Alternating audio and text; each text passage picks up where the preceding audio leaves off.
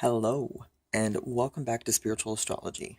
So, today I wanted to talk to everyone about basically being conscious of the kind of discipline you put into how you study astrology, if that sentence made any sense. Um, okay, let me get my Gemini moon in check.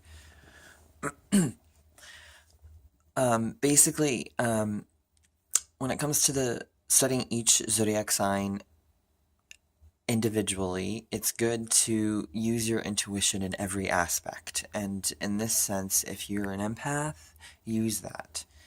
I don't know if this is like a Capricorn secret, which it could be, but I feel like the reason why we're able to focus is because we're able to take multiple angles at the same time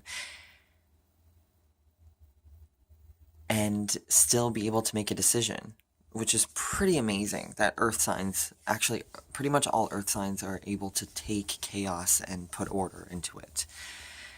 Water signs kind of want the opposite. Water signs kind of want to see the world burn, probably, like deep down. Anyway, especially Scorpios, you know. So, this kind of information is basically secret stuff of each zodiac sign that they're not likely to share with anyone. And this is the most intimate aspects of each sign.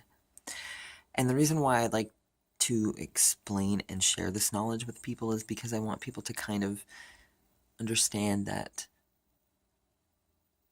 basically, you know, an Aries isn't always going to be confident like their characteristics say they are. Mentally and inside, their unconscious mind is very Piscean. Pisces is very vulnerable. It's like the two fish in the wide out in the open. So there's just so much depth to each zodiac sign, especially when you get into the details of the unconscious aspects of the driving force between ego and unconscious. You know, the unconscious is the driving force of the ego.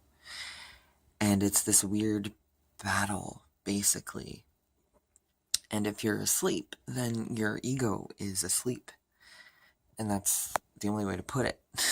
There's no in between. So if you are any sign of the zodiac, it's possible that you are asleep.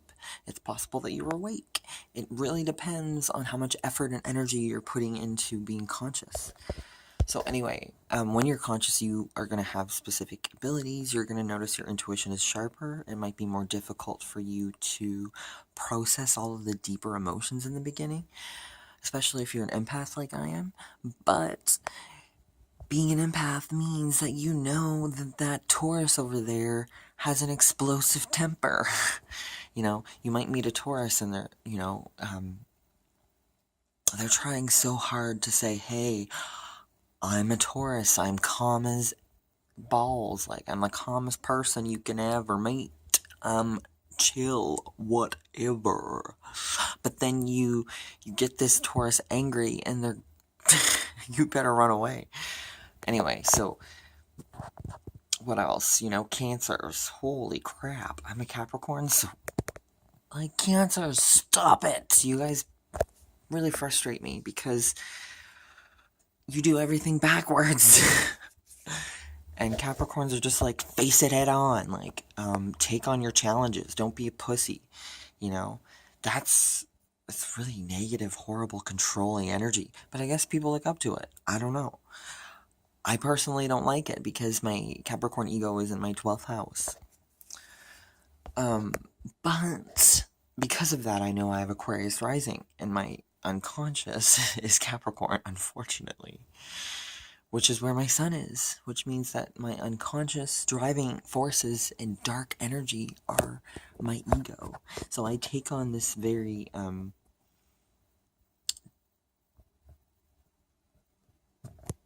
introspective energy that I don't want because I have Aquarius rising.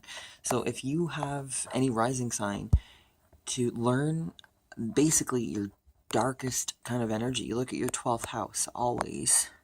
So once you figure out your rising sign, you can figure out basically everything about yourself and how to manipulate your life if you want to.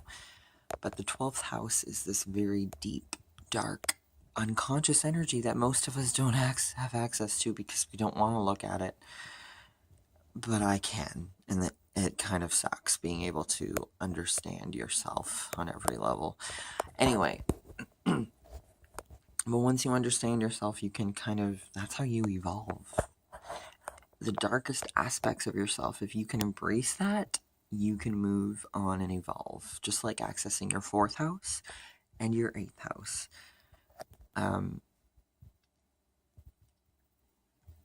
Which is basically the secret, is basically looking at your darkest parts of you and accepting them, not burying them. I know a lot of people are really good at that. Anyway, I hope this helped you kind of understand, how astrology can be very useful to super sensitive people, spiritual people, because, sensitive people are likely to become spiritual. It's not necessarily the case. So there's a lot of people out there that might be very in tune with astrology or tarot, that people, I don't like, people pronounce things differently, and it stresses me out being a Capricorn. But as long as you kind of understand yourself, know thyself is very important. And if you want to be a good astrologer, be spiritual. If you want to be spiritual and you're a good astrologer, just use them both together is what I'm trying to get at. Okay, well, thank you for watching. I hope I got some people to resonate with my message today. Thank you. Bye.